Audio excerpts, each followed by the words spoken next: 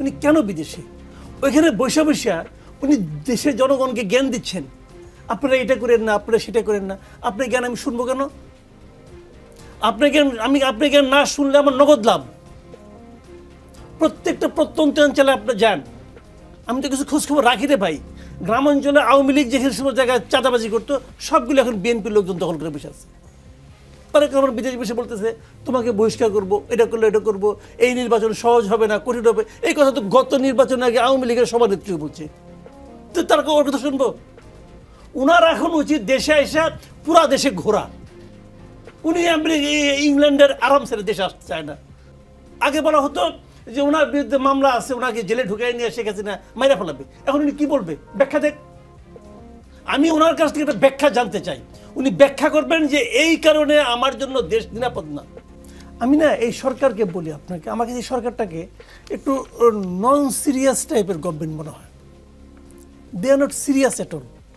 তারা জানে না অথবা বোঝে না অথবা করে না যেটা তাদের করা উচিত। আমি অনেকগুলো এক্সাম্পল দিতে পারি। আমি আপনাকে মাত্র দুটো উদাহরণ দিচ্ছি। এই বৈষম্যবিরোধী ছাত্র আন্দোলনের একজন লিডার আমাদের এখানে আছেন, সরি, ওনারা একটা ঘোষণা দিলেন যে ওনারা 31শে ডিসেম্বর একটা প্রোক্লেমেশন অফ রেভলিউশন তারা প্রকাশ করবেন। প্রথমে তারা সরকার বলল যে এটা একটা ব্যক্তিগত উদ্যোগ, এর সঙ্গে আমরা নাই। 2 দিন পরে সিচুয়েশন বুঝতে পারলো যে কি ঝামেলা হতে পারে, বুঝে টুঝে বললো না ঠিক আছে আমরাই করব, জাতীয় ঐক্যমত্যের বিরুদ্ধে করবো, মাধ্যমে করব। ছাত্ররা মেনে নিল। তারা কেন মেনে নিল? কারণ তারা সরকারের উপর আস্থা রাখলো, ভরসা রাখলো। সরকার পলিটিক্যাল পার্টিগুলি নিয়ে বসলো। কবে বসলো? ছাত্ররা একটা আলটিমেটাম দিয়েছিল যে 15 জানুয়ারির মধ্যে করতে হবে। তারা কবে বসলো? 16 তারিখে। কেন তারা এই 15 দিন বসলো না কেন? তাহলে তারা কি বোঝাতে চাইলো যে তোমাদেরকে আমরা কোনো গুরুত্বই দিচ্ছি না? এটা বোঝাতে চাইলো? এটা তুমি বোঝাতে চাও তাহলে তুমি সরাসরি আলাপ করো। তুমি ছাত্রদের ডেকে বলো যে তোমাদের এই যুক্তিগুলি ঠিক না, এটা প্রয়োজন নাই কোনো। তুমি এটা বলছোও না। আবার ওদের যে আলটিমেটাম সেটাকে তুমি ইগনোর করছো কেন?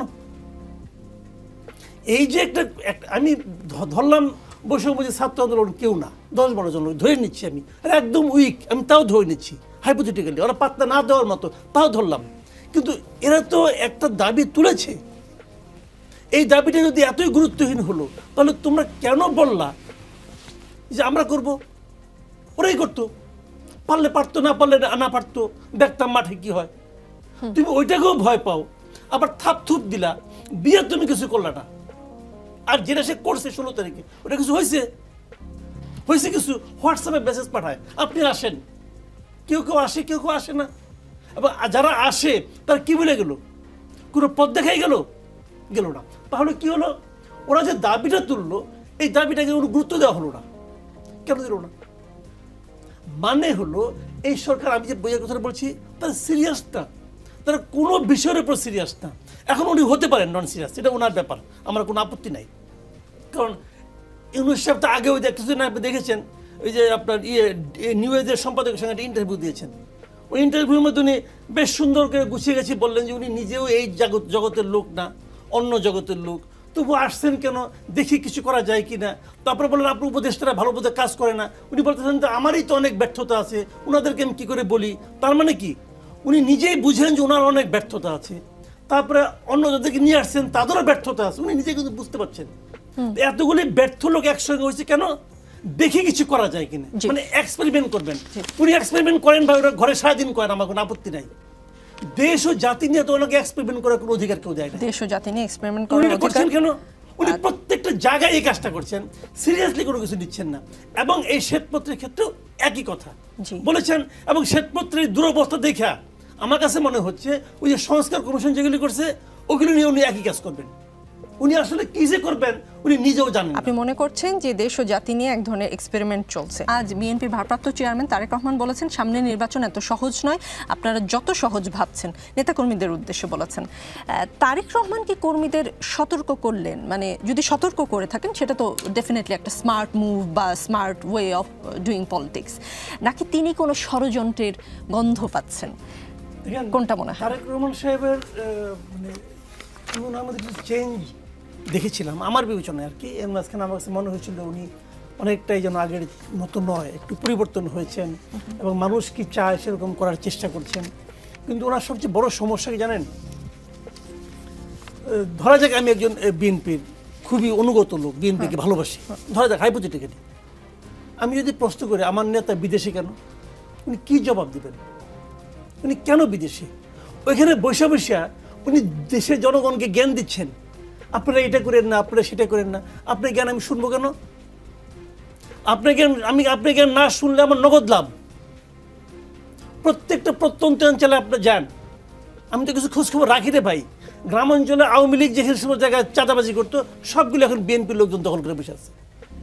তারপরে আমার বিদেশ বসে বলতেছে তোমাকে বহিষ্কার করবো, এটা করলে এটা করবো, এই নির্বাচন সহজ হবে না, কঠিন হবে। এই কথা তো গত নির্বাচনের আগে আওয়ামী লীগের সভানেত্রী বলছে। শেখ হাসিনা বলে নাই এই নির্বাচন কিন্তু আগের মতো হবে না, কঠিন হবে, বলছে। কি আসে যায়? অত এই দেশের মানুষের কি আসে যায়? উনি ওখানে বসে বলতেছেন, ওনার কথা কি আসে যায় বলেন আপনি আমাকে? ওই লোক যে বিএনপি এখন যে চাঁদাবাজি করতেছে, ওকে ওনার কথা শুনে নিয়ে চাঁদাবাজি বন্ধ করছে? ভাই ওরা তো আল্লাহর কথাই শুনে না। আল্লাহরা বলে নাই যে তুমি চাঁদাবাজি করো না, ওর শুনে তো তার ওর কথা শুনবো? উনার এখন উচিত দেশে এসে পুরা দেশে ঘোরা। উনি ইংল্যান্ডের আরাম ছেড়ে দেশে আসতে চায় না। ভাই কি হবে আমি বুঝতে পারি না। এরাই তো আমাদের আগামী দিনের কান্ডারি হবে। কোনো লজিক নেই, ওনার বিরুদ্ধে কোনো মামলা নাই। আগে বলা হতো যে ওনার বিরুদ্ধে মামলা আছে, ওনাকে জেলে ঢুকাই নিয়ে শেখ হাসিনা মাইরা ফেলাবে। এখন উনি কি বলবে? ব্যাখ্যা দেখ। আমি ওনার কাছ থেকে একটা ব্যাখ্যা জানতে চাই। উনি ব্যাখ্যা করবেন যে এই কারণে আমার জন্য দেশ নিরাপদ না। এত কিছুর পরে এই বাস্তবতাতেও, বর্তমানে এই অবস্থাতেও উনি যদি মনে করেন এই দেশ ওনার জন্য নিরাপদ না, তাহলে এই দেশে আমি আপনি কিভাবে থাকবো? এই দেশে ওনার কর্মীরা নেতারা কিভাবে থাকবে? তারা তো থাকতে পারছে, আপনি আসেন না কেন? আমি ওনার কথা শুনিই না। আগে শুনতাম খুব মন দিয়া, মাঝখানে খুব মনে শুনতাম যে লোককে তো ভালো ভালো কথা বলতেছে। এই কথা আমার কি অর্থ আছে? আমার কাছে কোনো অর্থ বহন করে না এখন। আর পরিষ্কার কথা পাই, আপনি দেশকে ভালোবাসেন, আপনি দেশের পালস কি বুঝতে পারেন? আপনি যদি আমার পালস বুঝতে চান, হয় আমার নারী ধরতে হবে অথবা একটা নল দিয়ে হলো আমাকে ধরতে হবে। তো আপনি দূরে বসে বসে আমার পালস বুঝতেছেন? আপনি যত বড় ডাক্তারই হন না কেন, পারবেন না রে ভাই, এটা হয় না। সরকারকে সমর্থন করছি, তবে এই সরকার যদি শিক্ষক সহ বিভিন্ন সেক্টরে বৈষম্য তৈরি করার চেষ্টা করে তাহলে সমর্থন করব না বলে মন্তব্য করেছেন নাগরিক ঐক্যের সভাপতি মাহমুদুর রহমান মান্না। এটা কিসের লক্ষণ? লক্ষণ শুনেন আমি বলি, একটা জিনিস হলো কি, এই সরকারের নানা দিক দিয়ে নানা ধরনের ব্যর্থতা আছে। এই যে দেবপ্রিয় ভট্টাচার্য কথা বললেন, উনি কিন্তু কতগুলো কথা বলেছেন যে এই যে ভ্যাট বাড়ানোর ব্যাপারটা নিয়ে বলেছেন যে এটা খুবই অবিবেচনাপ্রসূত একটা সিদ্ধান্ত। শিক্ষকদের নিয়ে আরেকজন বলতেছেন বিভিন্ন জায়গাতে যত আন্দোলন হচ্ছে সব আন্দোলনের জন্য তারা সরকারকে দায়ী করতেছেন। এই দায়ী করাটা যে একেবারে অমূলক তা কিন্তু আমি মনে করি না, কারণ 8 মাস প্রায় 6 মাস তো হয়ে গেল। এই 6 মাসে আপনারা এটা কোনটা সমাধান করতে পারছেন দেখান তো? একটাও সমাধান করতে পারছেন? যতগুলি আন্দোলন হয়েছে কোন আন্দোলনটা আপনার ম্যানেজ করতে পারছেন? এই গভর্নমেন্ট পারছে বলেন? একটা জিনিসকে দেখেন, এই যে আমি অর্থনৈতিক বিষয়টা একটু বলি আপনাদেরকে। এই যে তারা শতাধিক পণ্যে ভ্যাট এবং এক্সাইজ ডিউটি যোগ করলো, মানে সম্পূরক শুল্ক যোগ করলো। পুরো আওয়ামী লীগের আমলে যে দুইজন অর্থনীতিবিদ সবচেয়ে বেশি আওয়ামী লীগের অর্থনৈতিক কর্মকাণ্ডের সমালোচনা করতেন, সেই দুইজনই এখানে আছেন, সালেউদ্দিন আহমেদ, আহসান এস মঞ্জুর। দুজন বহুবার আমার সঙ্গে বহুবার বসে তারা আলোচনা করছেন। তারা আওয়ামী লীগ গভর্নমেন্টকে নানা ধরনের উপদেশ দিতেন যে এটা হওয়া ঠিক না, এরকম করা উচিত, এরকম করা উচিত। তো এরকম আরও লোক আছে। তো ওনারা যে এবার একটা এত বড় একটা সিদ্ধান্ত নিলেন, বাংলাদেশের ইতিহাসে অর্থ বছরের মাঝামাঝি একবারে এতগুলি পণ্যের মূল্য বৃদ্ধির ইতিহাস নাই রে ভাই। ওনারা সেই ব্যবস্থা করেছেন। আমি কিন্তু সবিনয়ে প্রশ্ন করতে চাই, আপনারা কার সঙ্গে আলাপ করে করেছেন? আপনাদেরকে সাহায্য করার জন্য, আপনাদেরকে পরামর্শ দেওয়ার জন্য দেশে অর্থনীতিবিদের এখন অভাব নাই। আপনারা কার সঙ্গে কথা বলে করেছেন? কথা বলার কোনো প্রয়োজনীয়তা অনুভব করেন নাই। কেন করেন নাই? করেন নাই এই কারণে আগের সরকার করতো না। আগের সরকার যখন যা ইচ্ছা হতো তাই করতো, তো আপনি সেটাকে ফলো করেছেন।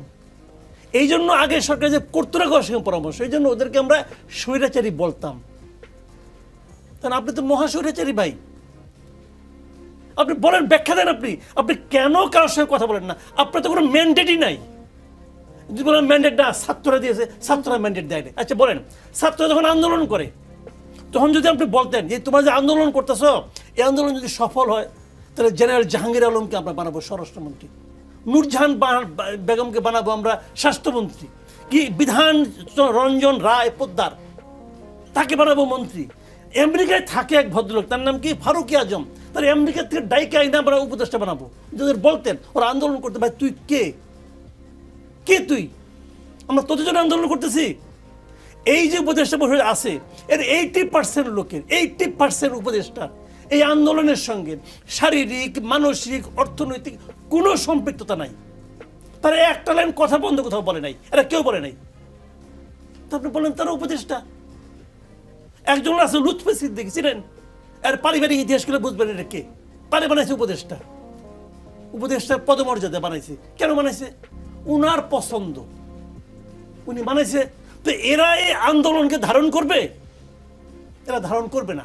এদের টাকা প্রয়োজন, দাও দাম বাড়াইয়া, দিলাম দাম বাড়াইয়া, হয়ে গেল। এদের কোনো দায় দায়িত্ব আছে? যদি এই সরকার ব্যর্থ হয় এদের কারো কোনো কিছু হবে? সবাই ঘরে এতদিন ঘুমিয়ে আসছিল, যে শুয়ে পড়বে, কোনো সমস্যা নাই, বদনাম হবে ডক্টর ইউনূসের। আর আমরা কি হারাবো? আমাদের এই যে প্রত্যাশা, যে কথাটা বলতে বলতে এরা আবেগপ্রবণ হয়ে যায়। আমার ভাইয়ের রক্ত আমার চোখের সামনে পড়ছে, বলে তো এরা, এটা তো বানিয়ে বানিয়ে বলে না রে ভাই। এর কোথায় রিফ্লেকশন কোথায় বলেন আপনি? এদের কার মধ্যে রিফ্লেকশন আছে? এদের কারোর মধ্যে নেই। ওই রক্তক্ষরণ কি এখন হচ্ছে না? যখন একটা জিনিস কিনতে যে প্রতিটা জিনিসের আমি দাম বাড়তি পাই, ও রক্তক্ষরণ হয় না আমাদের? এই রক্তক্ষরণ সে দেখতে পায়?